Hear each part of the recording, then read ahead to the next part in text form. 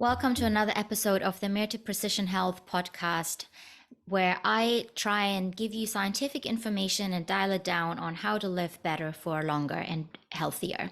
Now, in today's episode, I want to talk about 5 surprising but super easy tweaks you can do on a day-to-day basis to help you live longer and better and healthier. Now, you might have heard about the whole health span extension subject in the media. Over the last century, we've really excelled at getting us to live longer, but that doesn't necessarily mean that we are living better and healthier. Oftentimes, it's almost normal to fall ill at some point in our life, and then we just get old. We dread getting old because most likely there will be some kind of chronic illness somewhere around the corner. Now, increasing health span means that we try to add quality of life into those years. Now, these 5 tricks will help you do that. Number 1 is to practice some belly breathing, some slowed belly breathing. Now, oftentimes we hear about belly breathing, mindfulness, meditation, and we think it's maybe a little woo-woo, but actually there's a lot of research to back it up. When we are normally, we'll breathe into our chest. Most of us are constantly in that fight or flight mode where we think we're running away from a perceived tiger, and our breath gets really shallow up here in the chest. But what that does is that we're in that fight or flight mode that pumps out cortisol all day, and that actually really wears our system down. I've done a different podcast on more in-depth information, what it does to our body, our immune system, cancer risk, hormone health, cellular aging if we're constantly pumping out and running on stress hormones. But basically what we want to do is want to switch over into the other state. And that can be achieved by a simple trick, breathing into our belly and slowing it down a little bit. Now, research shows that what that does is that it turns on our vagus nerve. Our vagus nerve is one of our longest nerves in the body. It goes from the brain into all the different organs in our abdominal cavity, also to our heart. And it basically sends signals from the brain both ways, up and down and up. Now, when we are breathing into our belly, also called diaphragmatic breathing, where we breathe in and the belly comes out, and then as you breathe out, the belly goes back in, that shifts and turns on that vagus nerve, which is actually part of that opposite nervous system to the fight or flight one, the one that's called parasympathetic nervous system, which is responsible for digesting, healing, regenerating. So basically keeping us young and healthy and just rejuvenating, regenerating everything. Now, when we are slowing down our breathing and we're switching over to belly breathing, that vagus nerve gets switched on and we get out of the fight or flight mode. Okay, that was number 1. Now, number 2 is to put ice packs onto our neck and onto our upper back. You can also go and obviously do a full ice bath. That might even be more beneficial, and it's become a little trendy now, but actually research shows that there's a lot to it. And in particular, if that cold therapy is applied to our neck area, to our upper back area. Now, the way this works is when we are exposing ourselves to ice therapy, we are turning on our white fat cells, and they act a little more like brown fat cells. Now, if you don't know much about it, white fat cells are the ones that we don't really like. They expand, they become inflammatory and ugly in a way. And the brown fat cells are actually good ones. They help us, they speed up our metabolism, they help us keep us warm, and they're actually really anti-inflammatory. Now, inflammation leads to age-related disease, decline, lots of bad niggly symptoms. And so it's good to be in an anti-inflammatory state. Now, if we are applying this ice pack in particular around the neck, then we are shifting these white fat cells more towards brown fat cell metabolism, also called beiging. Another thing that happens with this ice therapy in that area is that it increases our heart rate variability. Heart rate variability, also called HRV in short, is a marker of how well our heart health is, but also how our stress resilience is. We're all exposed to stressors all the time. It's just given in our society, but it depends a little bit how our body responds to it. If we're constantly in fight or flight mode, that one I talked about before, then our heart rate variability usually drops and our heart becomes a little less flexible and pliable. And then we're less able to respond to additional stressors. Now, if our heart rate variability is up, it means that we are a little more resilient and we are likely able to handle a bit of extra stress more. So we want to shift more into that a higher heart rate variability, which can be done by applying ice packs, going for a full ice bath, but also the belly breathing that I mentioned before. And anything that switches over and turns on that vagus nerve actually increases heart rate variability. Now, number 3 is to stop your juicing habits. I know that is something that a lot of people think is something healthy, and they're doing it because they think they're doing something good to themselves.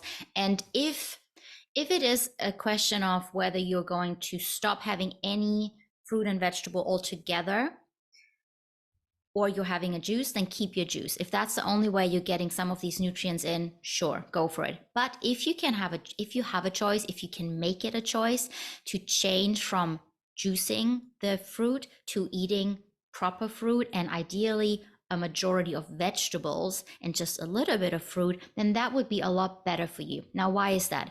When we are juicing fruit and anything else, it takes out the fiber, the pulp. And that is actually really important to help our digestive tract. If we're starting to chew, it already sends signals to the rest of the body, to the digestive tract, to start bringing in certain enzymes in there. It helps digesting in there, but it also, that fiber, that pulp, helps to feed our gut microbiome, the good bacteria in the gut. They're really important for our brain health, to fight inflammation, gut health, anti-aging in the long run. And also, most importantly, or maybe one of the most important factors, is that fiber and the pulp will slow down the blood sugar spike. Now, I've done a different episode where I go into details on blood sugar spikes and why that might be an issue or is an issue for healthy aging or faster aging. So we want to slow down any blood sugar spikes. We want to have an even keel blood sugar level as much as possible, because every time we have a blood sugar spike, it damages our cells, it makes us age from the inside out, it messes with our immune system. So having these juices, in particular fruit juices, it'll just spike our blood sugar and then we have issues. Now, if you can switch over to eating a real fruit, you will have less fruit in total, because it's just much harder to eat all of that fruit that you would just juice into one glass. So you're overall having less sugar, but also less of that spike because of the fiber. Now, if you can, and ideally to have a really healthy, balanced diet, you want to then add more vegetables and just a little bit of fruit, because they both have lots of minerals and vitamins, different ones. So best is to have a wide variety and have both in your diet. But vegetables just usually generally have less sugar in it. So if you're ideally, you go for more vegetables and a little bit of fruit, and have them as real full, the whole fruit, the whole piece of vegetable, and have to chew it so that the body can do its thing.